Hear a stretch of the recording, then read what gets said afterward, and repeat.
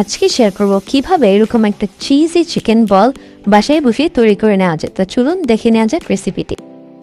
এখানে নিয়ে নিয়েছি কিছু বোনলেস চিকেন, আর ছুরির সাহায্যে ঠিক এভাবেই ভিডিওতে যেভাবে দেখাচ্ছি সেভাবে কেটে কেটে একটু কিমা করে নিচ্ছি। কিমাটা মিহি হতে হবে না। এখন মুরগি কিমার মধ্যে দিয়ে দিচ্ছি 1 টেবিল চামচের মতন লেবুর রস, দিয়ে দিলাম 1 চা চামচ আদা বাটা, দিয়ে দিলাম 1 চা চামচ রসুন বাটা। এখন দিয়ে দিচ্ছি 1.5 চামচের মতন লাল মরিচের গুঁড়া। এখন 1 চামচের মতন গরম মশলা দিয়ে দিচ্ছি, দিলাম সামান্য একটু লবণ। এবার মুরগি কিমার সাথে সব মশলাগুলোকে খুব ভালোভাবে মিশিয়ে নিচ্ছি। এখন দিয়ে দিচ্ছি কিছু কুচি করা কাঁচামরিচ, দিয়ে মুরগির কিমাটাকে আরেকবার মতো মিশিয়ে নিচ্ছি।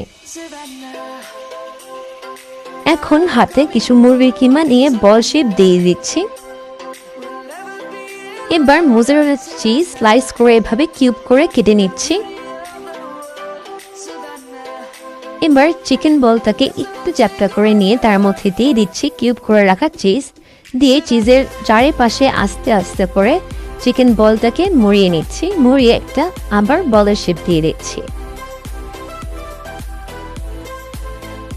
নিয়ে নিয়েছি ফেটানো ডিম, তার সাথে একটু লবণ আর মরিচের গুঁড়ো দিয়েছি।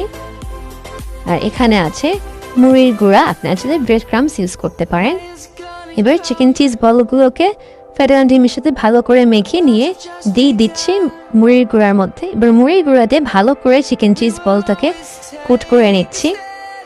এইভাবে আস্তে আস্তে আমি সবগুলো চিকেন চিজ বলকে ফেটানো ডিমের সাথে মেখে মুড়ির গুঁড়া দিয়ে কোট করে নিচ্ছি।